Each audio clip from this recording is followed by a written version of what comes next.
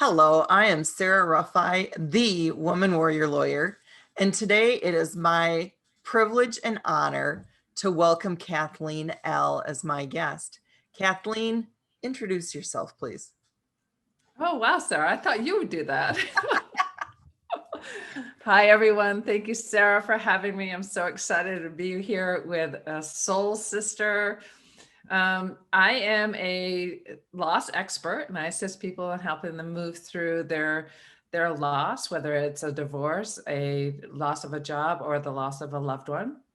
And I do that because in 2010, my son actually took his life when he was angry at me and wrote a note saying he didn't want me at his service. So that shattered me, and I've been on a journey of my own for over 11 years now. And now I get to pay it forward to assist other people through their journey based on what I've learned, all the healing modalities I've experienced. And I've put together what's called the elegy system. So where what took me 11 years will take people 6 months to a year to be able to move through their journey. So I'm really excited about that. Well, and it's interesting that you talk about your journey or other people's journey with your allergy system, because today we're going to talk about your journey, and what better person to introduce yourself, Kathleen, nothing like throwing you under the bus right away, is you.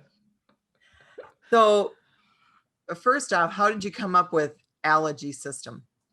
So elegy system, it is L for my last name, ELLE. So it's the L. And the elegy system is basically from eulogy. Let's just put it out there, that everyone needs to create a eulogy, whether you are experiencing a loss in your life right now or that you're planning for your own loss. There has to be a eulogy. And so why not create the two as an elegy? So where you actually create the healing process for you, whether you're here on earth or after the fact of someone else, of losing someone. So I created the elegy system from the healing modalities. Why I call it elegy is because of those two things. It's just like elegize your life, create a journey of joy and love and peace and fulfillment in your life today while you're living. So when you're in energy form, you can continue to stay connected with others. So the elegy system, would it kind of go along with the whole idea or the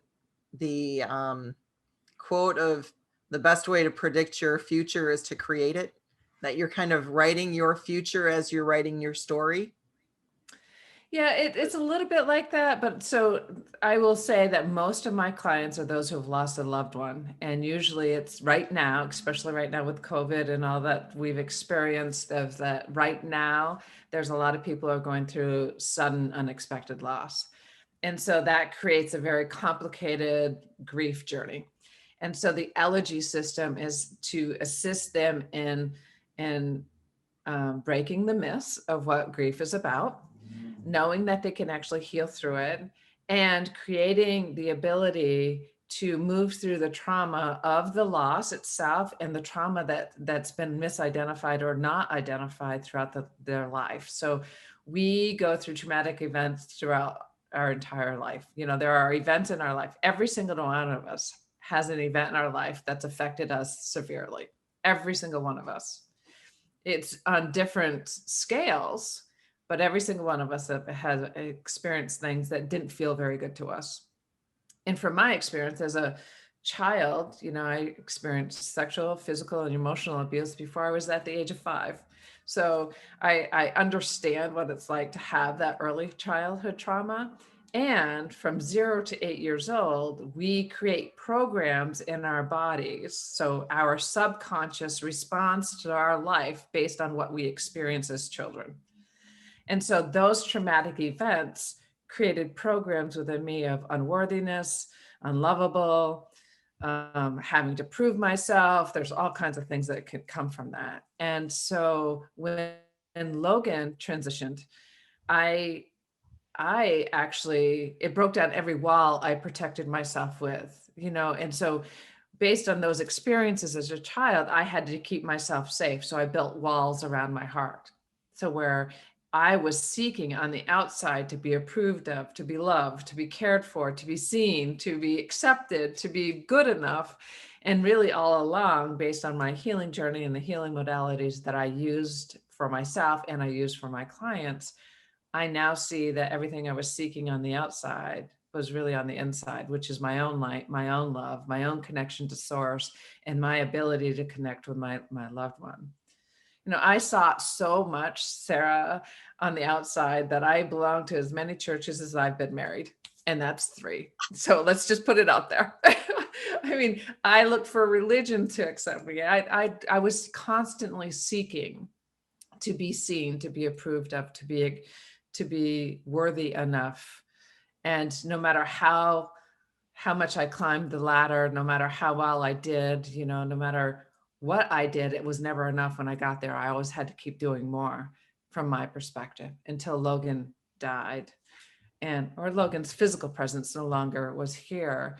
And that shattered me completely open. I had to pick up those pieces of my life and put them together again in a very, very different way, because you're not the same person from the time that you hear that news. The second before you hear that news to the second you hear it, you're no longer that same person. You have to incorporate that in your journey of life, like every other event that you have. And you get to choose how you want to do that. We always have the right to choose, or the opportunity to choose, even if we may not realize it. Absolutely. So I know your story about how you learned about Logan's passing, and we'll get into that if that's okay. When you talked about your feelings and how you were never enough, you were unworthy, was it Logan's decision that day in 2010 that was your wake-up call, or was it something on your journey afterwards that all of a sudden you realized that, hey, it's no amount of acceptance or involvement or accolades on the outside are going to heal what's broken on the inside? Only I can do that. Yeah. When Logan transitioned, I was completely shattered. Like there was nothing mattered to me anymore. Logan and Ashley, my children's dad, and I completed our marriage when they were 5 and 6 years old. So Logan was 19 when he transitioned, and my daughter was 20. And so for the majority of our lives, we were all together. The 3 of us, it was just the 3 of us. And then Ashley was in college when he took his life. So when Logan transitioned, I crippled. Like I really collapsed, and I isolated myself. I really just piled on the shame and the self-blame because, you know, when Logan transitioned, I was a CEO and lobbyist of the largest commercial construction association in the state of Vermont. I had served for the governor. I had been elected as a legislator. I went to college as an adult when I was working for the governor. So I had on the outside all this appearance that I had my shit together. I don't know if I could say that word, but I just did. So You certainly can. It's a free form. First yeah. Amendment still applies for me. And so I just had such self-shame and self-blame around Logan's suicide, is that how could I not have saved my son? And so it was not at that moment that I realized that I still was carrying past traumas. It really took a number of years for me to go through cognitive thought therapy, to do energy healing, to do ayahuasca ceremonies, to really invest in my own healing journey, to realize just the impact of, and my self-development, you know, like all of the experiences, you know, we both went through Jack's program, the Canfield methodology, success principles. And all of those experiences coming together is what started to open my eyes on how past trauma or past stories, the limiting stories that I still carried in my brain, was limiting my ability to succeed in helping others. I mean, when I was on the stage with Jack, that one with What Are You Hiding?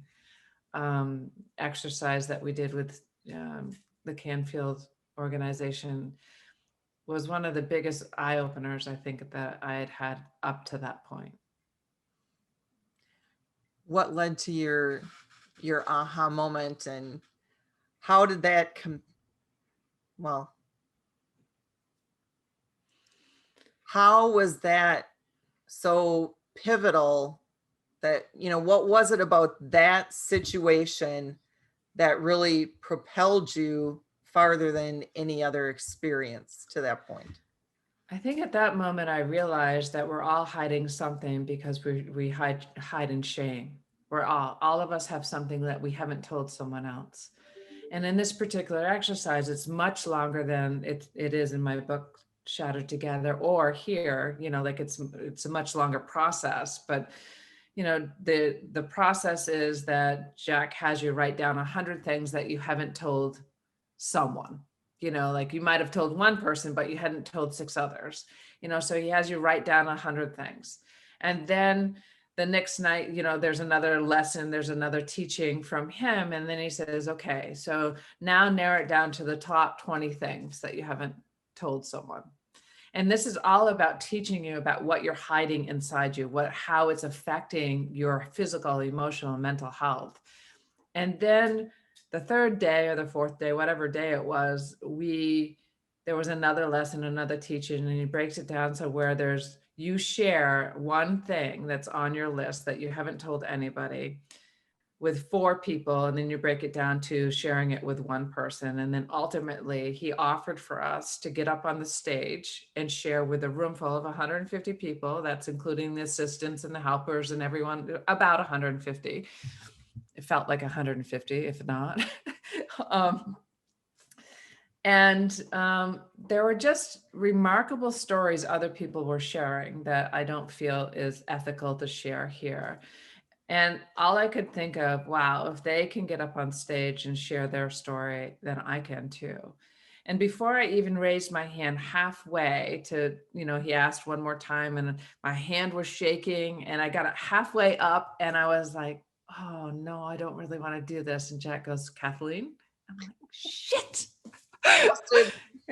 And so, as I was walking to the stage, my body started shaking. I was sweating. I was crying. I couldn't even get the words out. And even now, I can go back to that moment of actually freeing myself of the thought I had. So when I was pregnant for Logan, when I found out I was pregnant for Logan, my husband at the time, his dad, hadn't talked to me for 2 weeks, like wouldn't respond to me, wouldn't answer a question, nothing for 2 weeks. And then I found out that I was pregnant, and I was like, I don't want to be pregnant, because who wants to bring a child into an environment like that? And this is no fault of him. And this is not about criticizing Logan and Ashley's dad at all. That's just our relationship didn't have great communication skills. Let's put it that way. And then I found out that I miscarried, and I was happy about miscarrying. And I hadn't told anybody this. And this is 8 years after Logan transitioned. So that's 25 years, for 25 years, I had not told anybody this story. And then I found out that I miscarried, and I was happy about it. But then the doctor called and said, you're still pregnant. So Logan was a twin, and I only miscarried his twin. I didn't miscarry Logan. And I wasn't happy. I wasn't ecstatic about it. And so when Logan came into this world, he had that energy, and then he had his cord wrapped around his neck twice. Like he almost died at birth, and then he had projectile vomiting, and he had all of these challenges. Even, throughout most of his life journey wasn't a smooth sailing journey for him. And so I held this guilt inside me and this shame inside me and I do believe this to be true. Our energy is connected in all ways. And I believe that more now than ever. And all I could think of was, I'm the one who caused my son to think that he shouldn't be on this earth today. Like it That's was a huge all my burden. fault. Yeah, it was all my fault. I couldn't, and so I shared that story on the stage. And of course, I don't know how anybody could understand me because I was crying. It was really pretty intense for me. And when I was done the story, Jack says, "Can I ask a question?" Nope. Sure. I was like, yeah, like I was a little afraid. He goes, "Did you love him when you had him?" I'm like, "Oh my gosh, of course I did." And he was the happiest in my arms, and he'd wrap his little fingers around my one finger, and he'd look up at me, and it like, there was like this piece. And then there was that aha, like, oh my gosh, he knew how much I loved him. He knows how much I love him today. And all for 25 years, I beat myself up over a creation that didn't really happen. Like it was part of his energy, but it was not all of it. Like there were many other ways that I showed him how much I loved him. So when we suffer alone, so that's why I created Elegy, really. When we suffer alone, when we hide in shame, when we isolate ourselves, we're only beating ourselves up even more. And there was another part of that exercise. I don't know if you remember, Sarah, but Jack had us all line up on one side of the room. And then he would start listing off things that most people would feel shame of. Anybody who's had an abortion or a miscarriage, walk across the room, turn around and look at your colleagues. Anybody who has experienced sexual abuse or have been an abuser, walk across this room, turn around and look at. So all of these different questions. And out of all the questions, me and one other guy were the winners of how many times you get to walk across the path. You can look at it whatever way you want. Not one time did anybody walk across the room by themselves. That's true. Not one time. So the lesson in that exercise was profound for me, in the sense that what we're all hiding and carrying shame and self-blame and judgment of self is that your neighbor is going through something either the same, something similar, or something worse. So why suffer alone and create more pain upon more pain? Why continue to re-victimize yourself over and over and over again? Let it move through it and let it be. Well, and I think the other part of that is, what can we learn from those experiences? Because the experience, it is what it is. And what can we learn and take away from that? And your experience with Jack, simply asking one simple question can completely annihilate our long held beliefs. And when Our story, our limiting story. all of a sudden you realize, I have gotten myself so worked up for so long, for what? Well, yeah. And, even I'm going to go all the way back to when my birth father, shot at us as children.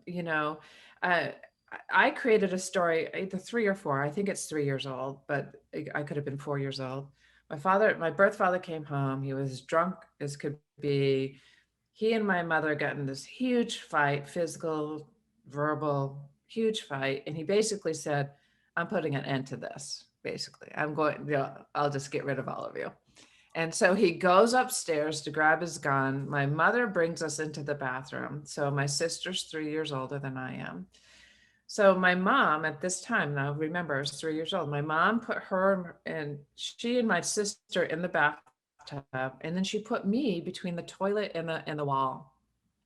And at that moment, as a 3-year-old, the story I told myself was, what about me? I'm not worthy of being protected. I'm not lovable. Like, like all of these stories of just unworthiness because I was alone. I was abandoned. I was, the story that was created in that moment. And it makes sense as a 3-year-old that you're separated from your mom and your sister and your father shooting it through the door. But in And then, reality, you were in the safest spot in the room. for me, I was in the safest spot because there wasn't room in the bathtub for me, so through the healing modalities that I've experienced and I use in my practice today, I was able to go back and see a bigger story, to see more to the story than what was programmed in my head for 40 some odd years. That was a program in my head, and that's why I continue to re-victimize myself over and over and over again with relationships that weren't right for me, with churches that weren't right for me, with whatever decisions I made. So there's more to the story than you think there is. There always is. In every story. Even the person who you think is a jerk down the street, there's more to the story than you think there is. Because more than likely, if they're being a jerk, then what's occurred in their life to be acting out in the way they are today? What's occurred in their life? So you're able to hold more compassion and just live in love and compassion once you move through these limiting beliefs and these blocks and your the trauma that's stored in your body, and you move through those and you just create so much more space for what truly is, and that is love. So as a child who went through that horrific experience, and I'm going to project a little bit, I would presume that wasn't a first time that your parents got into an altercation. No. Probably the first time your dad decided to end it all, but it probably wasn't the happy, loving home that one would like. So clearly from that point, you've been a fighter because you had to be. So how did that then follow through in your growing up years to then, when you're done with high school, decide what you want to do? How did those events or those formative years play a role later on as you're becoming an adult? Through one of the altercations that my parents were in, I was actually one that froze. So everyone reacts to chaos and turmoil in their life differently. Some people freeze, some people fight, they come out attacking, and some people freeze, fight, and some people run, and for me, I was one that froze. Like I would freeze and not move. And in one of those times, I remember these words coming to me saying, there is more to life than this. There is more to life than this, as a very young child. And I that's what drove me. There must have been something inside me. Like now I look back and I know how intuitively connected I am and how I'm able to, I know that I had a guide there saying there's something more to life than this. So hold on, just hold on. And there was something always driving me, Sarah, is like, if that cannot be all there is. And, growing up with not a lot of money and I always had clothes that never really looked good. I didn't have the style. I had big buck teeth. I had hunchback shoulders. I had a horrible hairstyle, like horrible. I had acne all over, so I was not the popular girl in school. I wasn't the one that was leading the way. I had an internal fight within me to say, I'm not less than, and I'll prove it to all of you. So what that did for me was this drive to prove it to the world that I am worthy, that I am, valuable, that I am lovable, that I need to prove to the world that I can do all this. I mean, by the time I was 29, I was elected for a legislative office. I was a legislator and I didn't have a college degree. And when I decided to run to be a legislator, I didn't even know what party I belonged to. I had to read the platforms to determine which party I actually belonged to. And I was running against this well-educated, very well-connected woman who had the resources and the ability to speak publicly. She was well-spoken. And I had to get up and write and say a speech to like 100 people in this room. It was horrific. I blacked out. I was sweating. I was shaking. Even the opposite party felt sorry for me when I was doing my speech, because clearly she was very fluid and she was well-spoken and educated. She was totally had her crap together. And I'm just like saying this, I don't even know what I said because I was just blacked out. My point is, and I still won because I think people connected with me about like, I was authentic and true and raw. And I also was just driven. I was just driven, and none of it ever satisfied me, I have to say. Like I never really hit the satisfaction button, if that makes sense. It does. And that leads me to a couple of questions. Number one, you were trying to prove it to The world. that you could do it to the world, but in reality, you were trying to prove it to yourself Exactly. through that world acceptance. And number two, what was it that was your breaking point to decide I'm going to run for the legislature? Oh boy, long story there. So I know.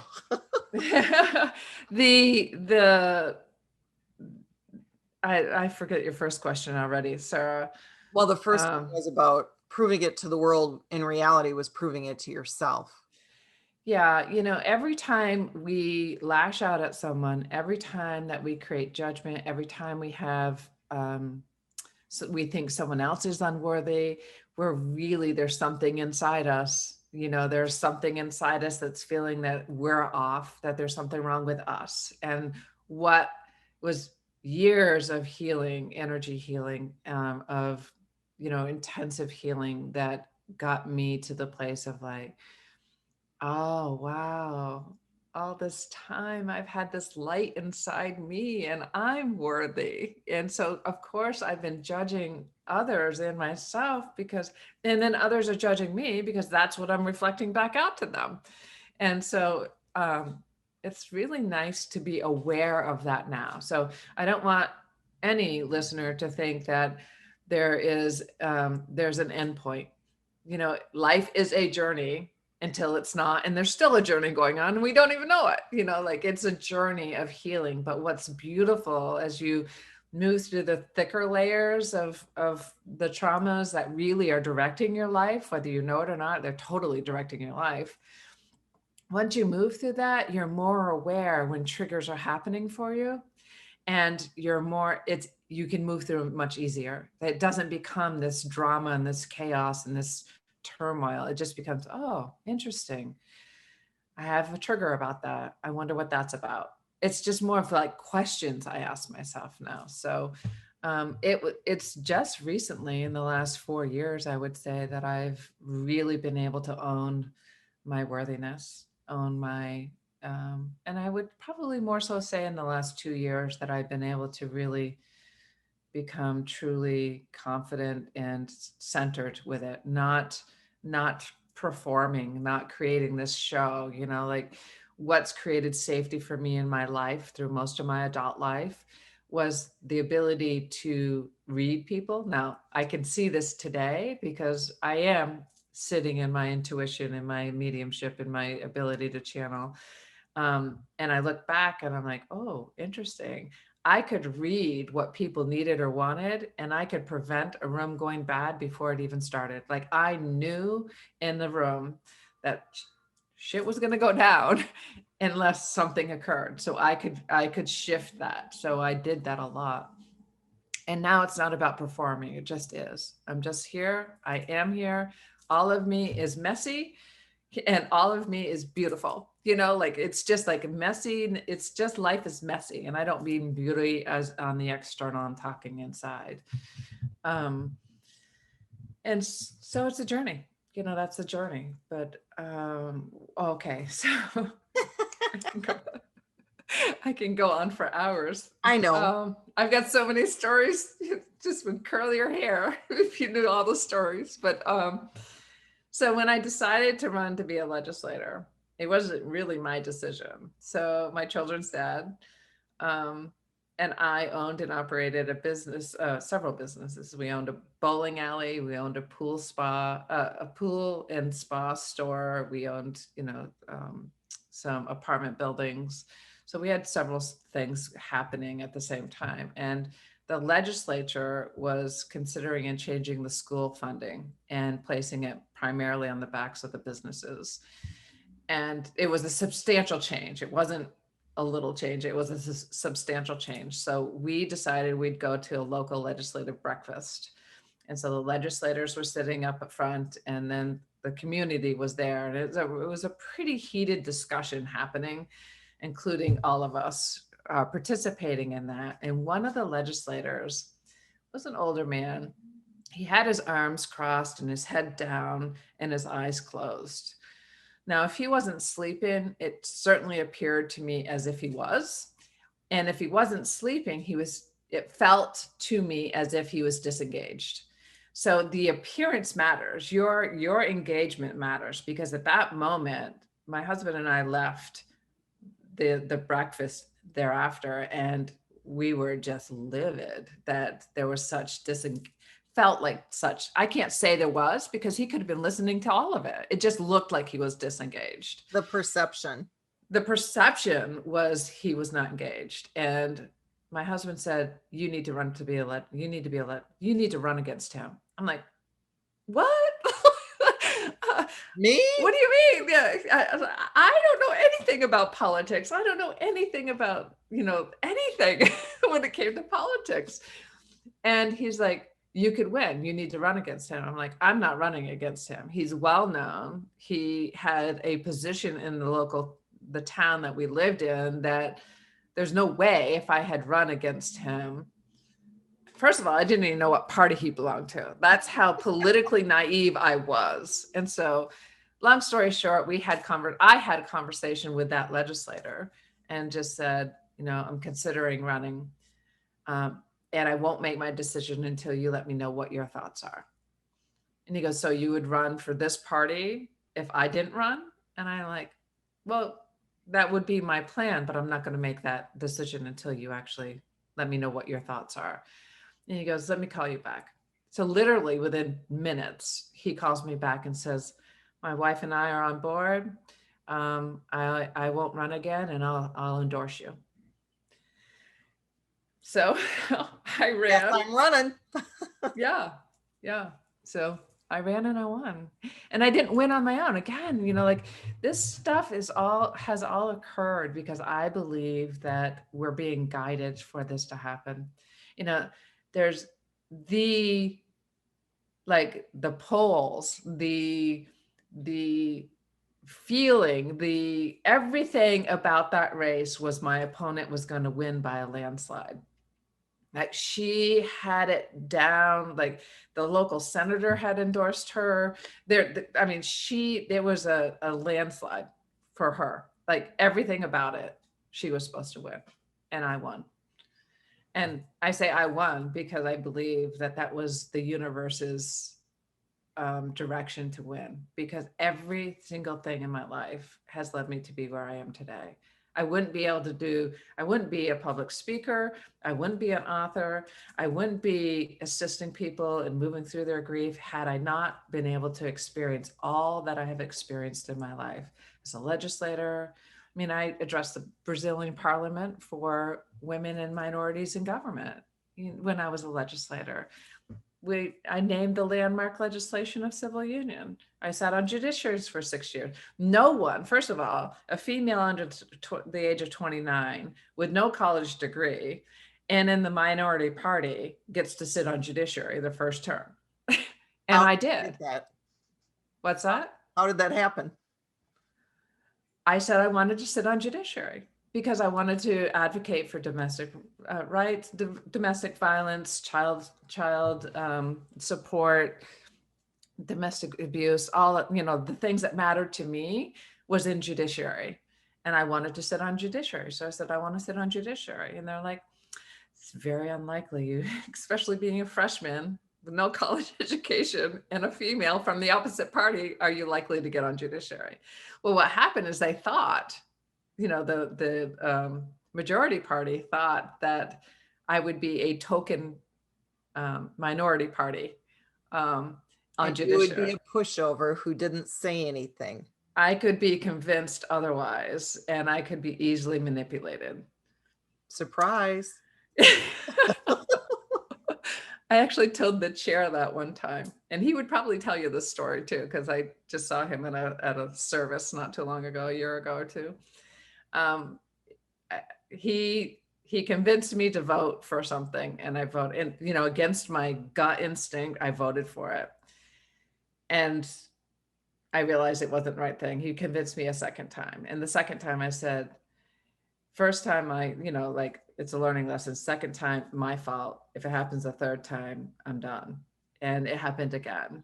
And I said, you just ended any trust I had in you and whatsoever. And I came out fighting like a bull. And that's when I said, you know, I started to say that I froze until I'd had enough. And then when I've had enough, I came out fighting, and there is no stopping me. You know, like, I am coming out after you, and I'm going to hit hard. But the first year, I didn't co-sponsor, but there was 2 bills that we blended together from the majority party and the minority party. It was my bill. We created a DNA database my first year of serving, and you know, to convict or exonerate sexual assault, you know, the violent offenders, you know, and that's because I was willing to fight for it. Because you were passionate. Yeah.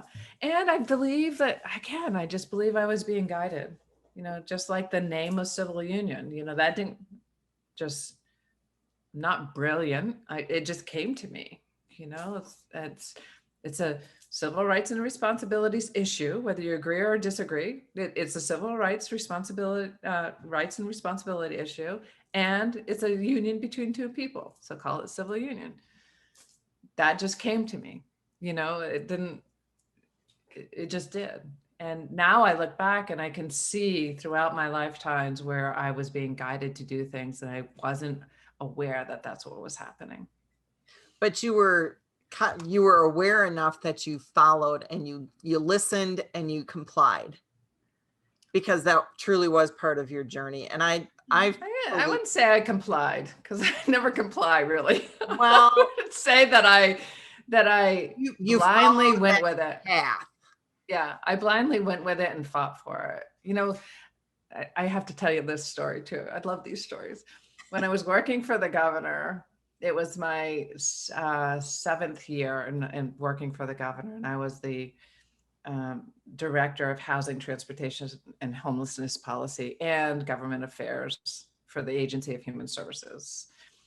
And I was ready to look for something different within the governor's organization. And there was a deputy position in another department. And I applied, and I was offered the job. But I was offered the job for the same amount of pay that I was receiving as in the position I was, with a much higher profile, with a much more responsibility, with much more, and it was half of what my male counterpart was receiving at that time. That didn't go well. No, it didn't go well for me.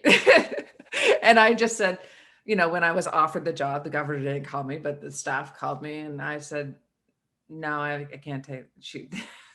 He goes, what? And I said, I appreciate the offer, but for that, it doesn't make sense for me to move parallel financially when it's so much more responsibility. Like, I'm better off to just stay right here. And he goes, let me get this straight. Are you refusing a job offer from the governor? I said, actually, no, I'm refusing I can't remember what I said. I'm deciding to stay in the position that I am based on the offer that I'm being given. And shortly after that, I applied for the job that I received as the CEO of the organization I was in. And I gave my notice. And on a Monday, I gave my notice to the governor. And on that Friday, the governor announced he wasn't running again. Like literally Monday and Friday. So I totally believe I was being guided to not accept the position, to seek a job outside of state government, because I was a single parent. Like, I was taking care of everything on my own. So I had to support myself. And when governors switch over, You go by you're as an appointee, you're no longer guaranteed a job. You're not guaranteed a job anyways, but more than likely you don't have a job. correct. So you're seeking. So for that to happen, like, there's all kinds of synchronicities that have occurred in my life that I believe is part of my life plan. I had nothing to do with it. It just was. Everything happens for a reason. It always has, it always will. And it's not our place to ask what that reason is. Right. And we may not even realize it when it's happening, but only come to understand in hindsight. Right. After you move through some deeper traumas and deeper issues that you need to move through to become successful in your heart's calling. Correct. Yeah. So based on all the experiences and the path of your journey, do you believe that you're living your life purpose? Absolutely. I'm living my heart's calling for sure, every minute of every day. I'm working with a teacher, and I always believe that we all should have coaches. We all should have people that can help us continue to elevate our existence in this world. And I'm working with a teacher that really has helped me to just be present with what's presenting. And if we're meant to be here in this particular moment, then we're meant to be this, and not to allow things to rile us up, even when it's uncomfortable. It's being presented for a reason.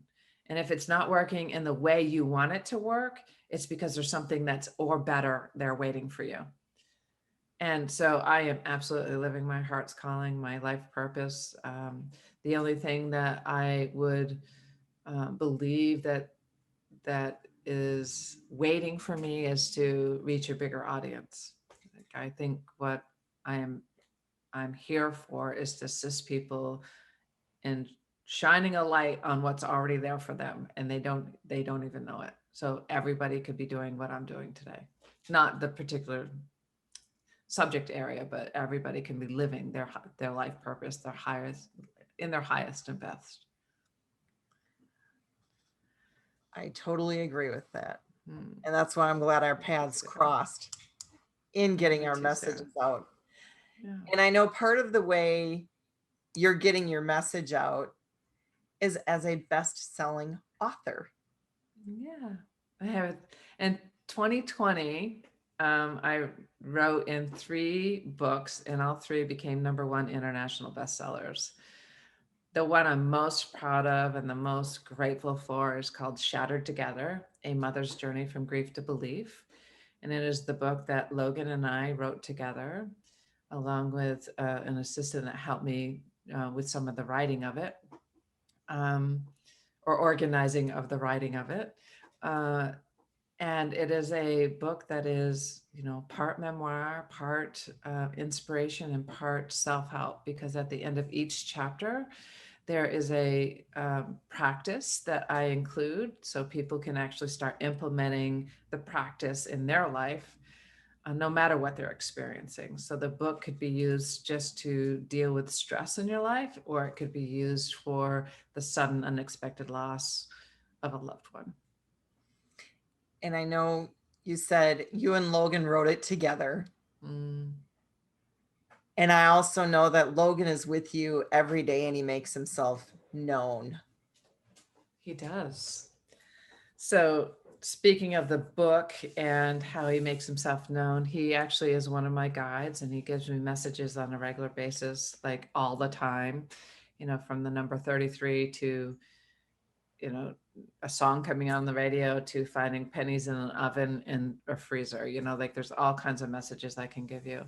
But one particular one specifically around the book was, I knew that the cover needed to be just right. And the cover wasn't coming to me, and I was working with the designer, and everything I would share with her, it wasn't coming back the way I would share. And I was starting to get like a little frustrated at times. And one day I actually slammed the computer down, shut my phone off, and said, I'm not dealing with this today. Like, I need to go for a walk. And so the publisher called me and said, let's work on this. We can do this. Well, long story shorter than it could be is that we're within 10 days of the day the book was supposed to launch, and we still didn't have the cover. And most people don't know this, with exceptions of people who watch my videos. And so I went to bed that night and said, Logan, I need your help. If you want this cover the way you want it, then I need you to show me exactly what you want so I can describe it to the designer. And I woke up the next morning with the exact cover in my vision. And this cover, I just have a closer one here. So in this cover, there's the heart, it looks like a lightning bolt down the middle of the heart. But in fact, that's actually Logan's side profile. And then the heart has shadows around it. And then there's like the light coming down. There's an angel that's hidden over here that you don't even know. There's like the hands of source underneath you, underneath the heart. There's layers within the book cover that I didn't even know was there.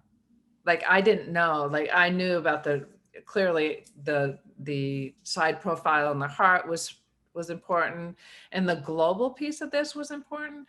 But when it came in the mail, when I saw it like in hand, then I felt like, oh my gosh, there's an angel over here, there's the heart, the hands underneath, there's the shining down, there's so much about this that when the people pick up the book, they get different things that's meant for them. So the layers were necessary.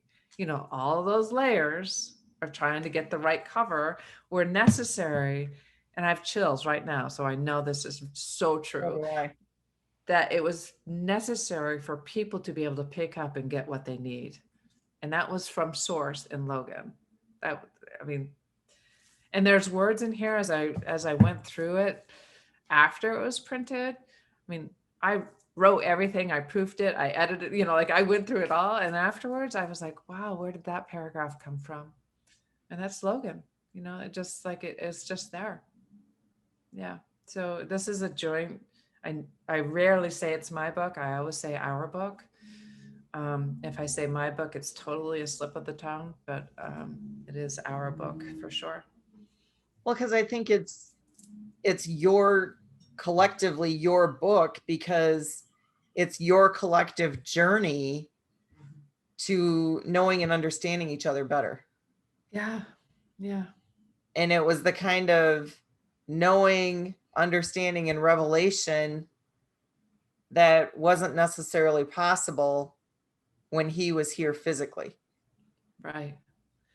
And, I could go even further with that, Sarah. A lot of people have a hard time, wrapping their hands around this next statement I'm going to say is like, is it possible that Logan's purpose here on earth was to be on here earth for a short period of time, so where it could shatter me open, so where I could be of service in the way that we can be of service in the way that we are, so where one life on earth, there's so much about his transition that's so important. It's like our loved ones never really die. Like they never really die. Their physical presence die. Their physical presence is not here. And so we have to move through the pain of that grief. And yet their energetic presence is all around us. And if we're willing to work through the pain and eliminate the suffering of the sorrow and the stuff that we get caught up in, the stories we get caught up in, and the limiting beliefs, then we can feel their presence. We can ask for their assistance. All of us, not just me, all of us. Mm-hmm. And so if that was his purpose on earth, how much, the greater good of what he is doing right now in his energetic presence is what's important. Like that's, not that it doesn't hurt at times. It still sucks at times. Oh, it does. And I can still be grateful that I have his presence with me, and I get to be the face of our business of being able to assist millions of people through their journeys, to shine a light for other people to see they can do it too. Do you believe that he found peace in this phase of his existence that was eluding him when he was here? He was in pain here. He was in pain. I can't comprehend that pain because I wasn't in his body. Mm-hmm. And I know that he had painful experiences. I know he struggled here on earth. I also know his energetic presence is very vibrant. It's gregarious like he was here on earth. He's joyful. He's playful. He's smart as hell. He's creative. And the energy is free now. And I don't say that for anybody who's contemplating suicide. So there's a better way than taking your life. So Absolutely. Do not do that. There's a better way. There's that 1-800 we should put the number down, but the suicide hotline is there. But there's a better way. Work through your pain by energetically moving through it. Seek out help for people. If you don't like counseling, there's alternatives. Well, it's a permanent solution to a temporary situation. Yeah, exactly. And so the type of pain, based on those who have survived attempted suicide, they say that they're in so much pain, they just want the pain to end and they can't think straight.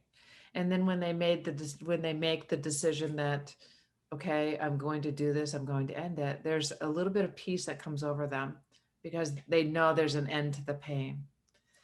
And they also believe, based on what I'm told from those who have survived the attempted suicide, that they've caused so much pain to their family that their family would be better off without them. So it's really about, the pain is so isolating for them and they're so stuck in their limited story, that they can't see that there might be something more to the story. And that's why this book is so important.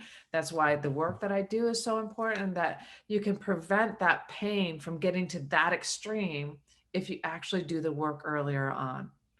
If you deal with the work and do the work when you're just dealing with stress or anxiety or a little bit of depression, start there, start the work, step into it, care enough about yourself to do that, because it will make the difference. Can I I'm going to pause for just a second.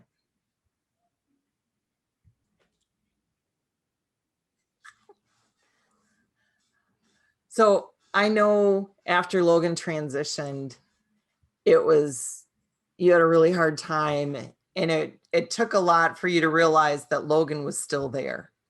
Mm-hmm. And one of my favorite Logan stories, in addition to going for walks and seeing his number everywhere and things that he liked everywhere, was the story about a bird coming in your window and sitting by his picture. Oh, wow. I don't remember the story because there's so many of them. So please tell the story again, Sarah. I wish that I did remember that story. You will. I know Oh no, you I do actually. I do remember it now. I told do, ya. because I was in my office, Yeah. and I was thinking about, so when I was the CEO of this contractors association, I was contemplating on leaving my job, on on leaving the state of Vermont, leaving my husband, and leaving all my friends, like leaving everybody that I knew and moving to another state. And so I was right in the midst of doing that, and my stomach was all in churns. I think this is the, I can't remember what was happening, but that was what was happening at that time. And literally this bird, I've got pictures on social media actually, now that I remember this, like this bird was in my office. No windows were open anywhere. It has air conditioning on. It was in my office and actually flew. There's multiple pictures over everywhere. My office was huge. And there was this bird that sat on the edge of Logan's picture and just looked at me. And it stayed there for a long time. And I actually was able to walk up to the bird. And I'm like, holy tamale, it is time to fly, is what the bird was basically saying. It is time to fly. It is time to move. It is time. It's okay to go. It was pretty fascinating. Is that I think that's the right connection to the bird being by Logan's picture. Maybe there was another story to that, but I know that was No, I what was think that happening was at that it. time. Yeah. That was it. Yeah. And just the timing and how it appeared out of nowhere. Mm-hmm. And then it disappeared too, like gone. Like once I got the message, it was gone. Yeah. Yeah.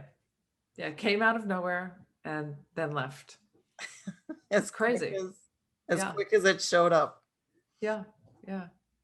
Um, so what's the best piece of advice that you've gotten so far in your life? Or what are some of them that like rank right up there at the top?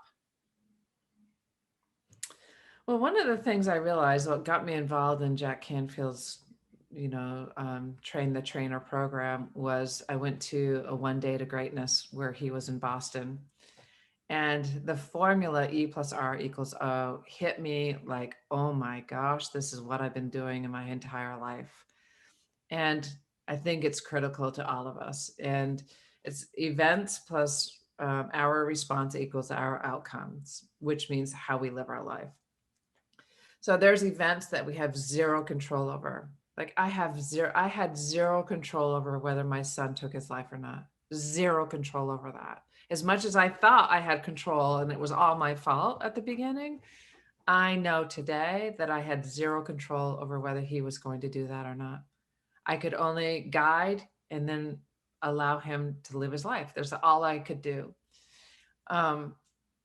And my response at first was creating a life of isolation, of pain, of guilt, of shame, of wanting to die too. Like literally, I wanted to die as well.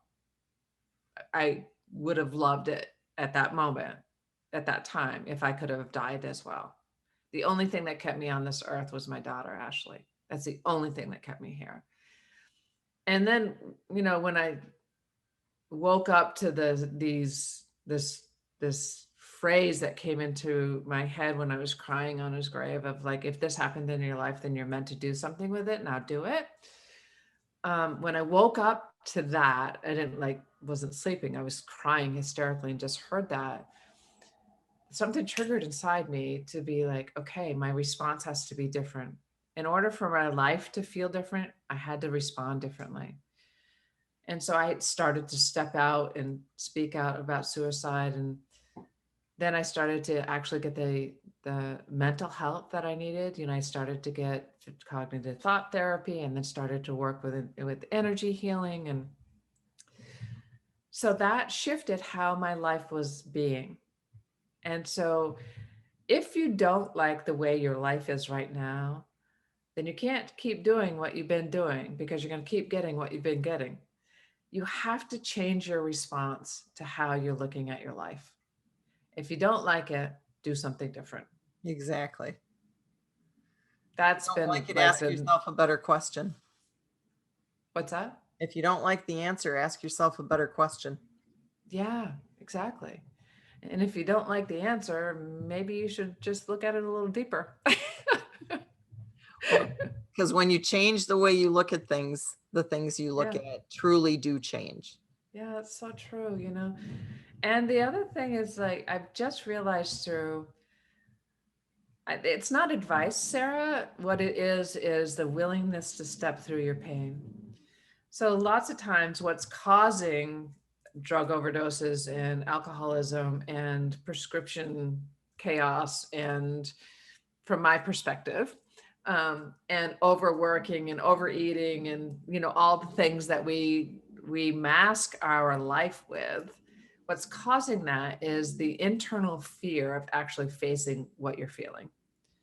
So we're masking our feelings. And I am living proof of once you step through those feelings that you're afraid of feeling, there's a whole new life out there. So stop re-victimizing yourself. Stop hiding. Just stop and allow yourself to feel through the feelings. Because I promise you, you will not get stuck there. And I promise you, it's not as bad as what you think it is. And I promise you, there's so much more to the story than what you can see from that pain point. That is such great advice. And it's so true. Mm-hmm. Because, that what is the expression? Success is on outside of the comfort zone. Yeah. Yeah. And it takes work to get outside of the comfort zone. Work, courage, belief, trust, guidance. Yeah, and for me, I have chills right now because I really what it is, it takes what was the first word you said? Because that's what really triggered me. It takes Courage. no, Action, it's not courage. What's that? action, trust, guidance. Those were the end ones, but Yeah. strength. It takes strength. So really what it comes down to is that if it's comfortable, it's because it's known. And if it's comfortable, that's why victims keep going back to the same type of person, because some energetically that is comfort. It's not what they want. It's not what they logically want, but what's comfortable, what their subconscious is saying, this is comfortable, it's known, it's better than the unknown. It's what they're familiar with. Right. And really the unknown is so much better than the known. It's I live my life today as like, if not this, what more? Like how much better? What better can it be? And there's always or betters that are showing up in my life. It's the or betters, it's the miracles that it really every minute, even someone buying me a coffee, I'm like, that's a miracle. That's the or better. I didn't expect a coffee, like it's just beautiful to live in the or betters. I love that as a qualifier or a mantra. Yeah. That it's not, there's no period there. It's or better. Yeah. It's this or better. I'm open to it all.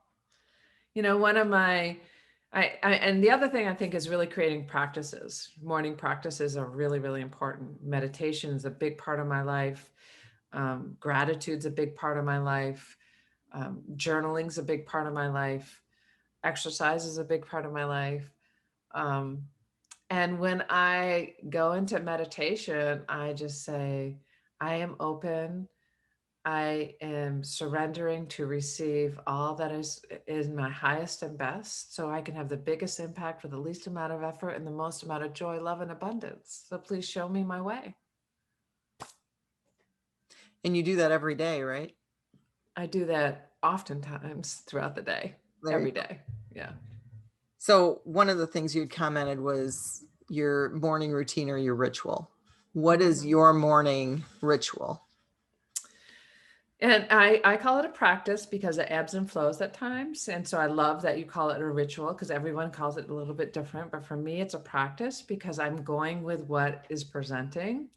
And what has been consistent throughout most of these years, once I started it, was meditation. I start my morning usually. This morning I did not confess, but I usually start my morning between 4:30 and 5 in the morning. And I get up, sit down, meditate, do some automatic writing. I pray, do some automatic writing. And my prayer is not the church prayer. I have a prayer of just like connecting with source. It can be whatever you choose. If it's church, wonderful. If it's not, wonderful. It's not, I call the higher power source because it just takes any judgment out of it whatsoever. And I do automatic writing. I just ask what I need or they want me to know. I connect with my guides, I connect with source, and I just start writing. And then I proceed to do my gratitude, my affirmations, I'll call them, they're affirmations, they're not goals, but there's like certain points of my life that are there, that it's been given to me through my meditation. So I'm aware of it. And then I pull 3 oracle cards, which are daily guidance for me. And then I work out. Then I get ready for the day. I do not touch my phone, with the exception of turning on the biennial. What is it? It's the waves, biennial waves Yep. of activating your brain, the beta waves. I do that as well. Yeah, I go to sleep with those. I do both. So at night, I also do a journaling and a meditation and a thank you and a gratitude. And the other thing I've been doing is an evidence journal, which is, I just started this, and that's why I say it kind of ebbs and flows on what you include, what I include and what I don't. An evidence journal, I just keep the journal open during the day of things that are occurring that I didn't expect to occur, that I was being guided to do, like, not the list of your to-dos, but the like, oh yeah, so it's kind of was guided to go this way. So the other night I was just encouraged. I don't know, it had just this eagerness to go out to dinner on my own and have a glass of wine. And the place that I went to was full. And then I had another place and I said, I'm just going to go over here, another place. So I went to a wine bar. It's called Foxcroft here in Charlotte. Beautiful. It's not, it's just a very nice place. So I went up to the bar area and I was eating, my vegan food and having a glass of wine. And it took a lot of it took a lot of movement for me to do that. Like, I have not dated in 4 years. I really have been on my own and really going inwardly. And now I'm ready to start getting out a little more. So it took some courage for me to get there, but I did it. So I listened to what my guidance was, is what I'm trying to say. And I ended up with a new client by doing that. I didn't meet That's anybody awesome. other than, yeah, exactly. So my point is, when you start to listen, so those are the evidence journals that, like, okay, I listened to my gut and I did it.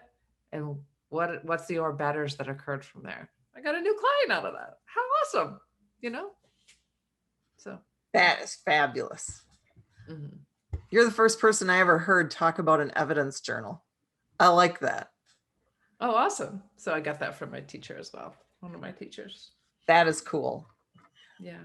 So what's, 2020 was such a crazy year, and we seem to be kind of coming out of the craziness and maybe moving back toward what we considered normal, because I refuse to accept a new normal in a world of chaos. What's one thing that you learned during the lockdowns last year? Well, that's a really good question. So I don't believe it affected me like it affected a lot of people in the world. I don't live my life in fear anymore. Because the worst thing in the world at the moment, and I can only think of one other thing that'd be even worse would be something happened to my daughter. But the worst thing in the world that could ever have happened to me happened. Your son dies by suicide and writes a note saying he didn't want you at the service. Like, I, I can't, I can't think of anything worse, and I don't want to. And so for, 10 years up until 2020, for the 10 years, I really invested in, I live every moment for what it is. And I don't get caught up in the news. I don't get caught up in the turmoil. I don't get caught up in the chaos. And yet the energy still affected me. So I say that because I think it's important to say that when everyone around you, your environment matters.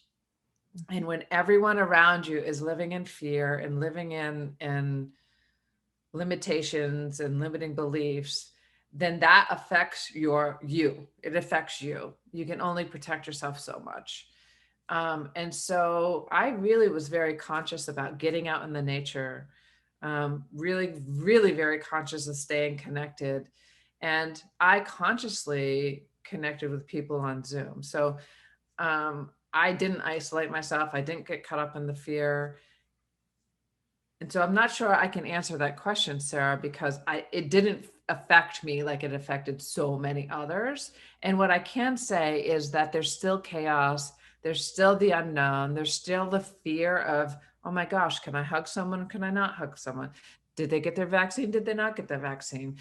Do I have to wear a mask? Do I not have to wear a mask? There's still, I will say, this is how it has affected me in reintegrating into the world, because I can get pretty comfortable in my own little space of working and doing the things that I do. But going back into the world it takes effort to go back into the world. It is actually going to take you to become uncomfortable and do it. Like that's the key here. It's like we just got done talking about. You can be in your comfortable, but nothing's going to change. I'm not going to meet someone in my little office here. I'm going to have to go out and do things. And if I'm going to bring someone into my life that I want in my life, I'm not going to find them in my walls here. So I have to become comfortable with the uncomfortable. I just have to. And so you have to push yourself to do something that you don't want to do because it is a good thing. And I don't mean not listening to your heart. I mean getting rid of your chatter in your head and listening to your heart is what I mean. Yeah. Calm the voices in your head so that your energy, your spirit can flow through. But I think, well, I gave you that example on Saturday night. Yep. Really, like I could have been very comfortable to cook some popcorn and have a glass of wine on my own, watch a little bit of Netflix. Could have been very, very comfortable with that. And yet I had the urge to go. And so I knew that I needed to go somewhere. So and even though you said you don't think you learned anything, what I took away from your answer is, and maybe this is my lesson from your experience of the lockdowns, is how I know that we are all energy and we are all connected. And that how do we protect ourselves from the negative energy and the uncertainty? And that was my challenge last year, because there seemed to be an overabundance of negative energy that was, whether it was fear or anger or uncertainty, it was unsettling. Mm-hmm. And still connecting, focusing on your own routine, your own flow, connecting with nature in your way to be able to like propel or reject that type of energy. I was just going to say, it's about not rejecting. It's so funny that you just said that. It's about not rejecting. It's about loving everything just as it is, because you have no control over someone else's behavior. You have no control over their fear.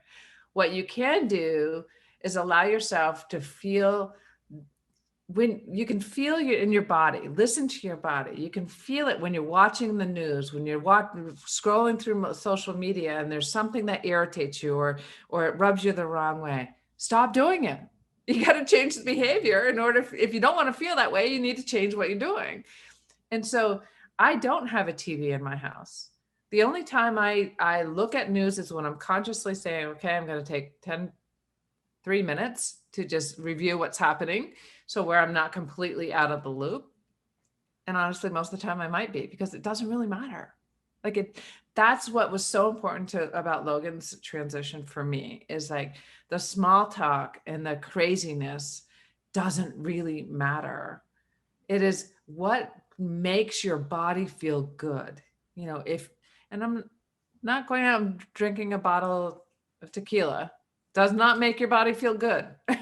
You may feel good in a moment, but doesn't make your body feel good. I'm talking about connect inwardly, go in nature, whether it's in the ocean or in a forest or in a park, or even walking on the light rail. I have a train that goes by here 100 times a day. And that's exaggerating, and there's a nice path that I get to walk, and there's greenery, and it's just observing nature, listening to the birds sing, listening to the wind, walk in the rain. One day I actually was giddy. I almost danced because I got caught in the rain, and it just made me laugh because it's kind of like washing the energy away from me, and trust me, if you could see my hair, you know that this doesn't work in the rain. I've seen your hair in the rain. Yeah, it's not good. I've seen it wet. Yeah. And you said rejection wasn't the word that you would use, and I knew that wasn't the word I wanted, but I couldn't like grasp the word that I was truly looking for. Yeah, I get that, Sarah. I just wanted to say that's just not what I would use. You were thinking about my word is what was happening. That's how we're connected. The word that was there in my head came out of your mouth, but it wasn't the word I wanted. It was right. It was more not letting it affect you. So how do you minimize it by the time it gets to you? Yeah. Well, first of all, you live in your own love. You pay attention to your own energy. And if you're around someone that really makes you feel edgy, anxious, down, don't be, just Leave. make a choice. Yeah. Make a choice to walk away.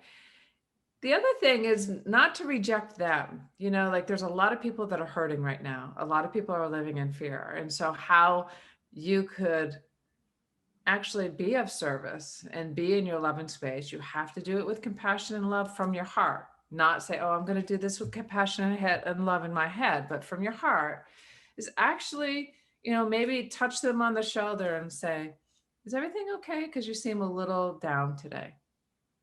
See people, connect with people. And if you don't want to touch them, but look them in the eye and say, I just feel like something's happening today. Do you want to talk about it? And if they don't, fine. Lots of times people just want to be seen. They just want to know that they matter. That's it. It sounds like something small, but it really is. The little things in life truly are the big things, and that's one of them. Yeah. That we are here, we exist, we are love, we can be loved. Mm-hmm. And those children inside of us, the little boy or the little girl that has all of those, I'm not worthy, I'm not lovable, all of the insecurities. Thank you. I was like, apprehensions. Nope. Insecurities, all of those limiting beliefs that have been layered and layered and layered over the years. Mm-hmm. The easiest way to start to melt them away is simply through our eyes, the eyes of a child, and saying, I see you, I hear you, I love you. Yeah. And do that to yourself. When you feel like you're rejecting parts of you. Now I can use weight as an example for myself, that, if you feel that you're looking at yourself and saying, oh God, I got to lose 10 pounds, you're rejecting yourself. So what about just holding yourself? Just energetically holding yourself, of just being like, I love you just the way you are. Thank you for protecting me from whatever you're protecting me from. I don't need to be protected anymore. I'm not a 3-year-old getting shot at anymore. It's okay. And just hold yourself. Like, hold that 3-year-old. Literally see yourself holding your 3-year-old self. It will bring you to tears at times. Whether it's your 3-year-old self, your 16-year-old self, your 25-year-old self, whatever it is, literally hold yourself with love and compassion. Makes a And I world bet of you difference. it will shift your perspective. Absolutely. All right. One final question. If you could snap your fingers, no effort, no work, nothing, simply snapping your fingers and something would change about today's society, what would it be? More people would hold themselves with love and compassion.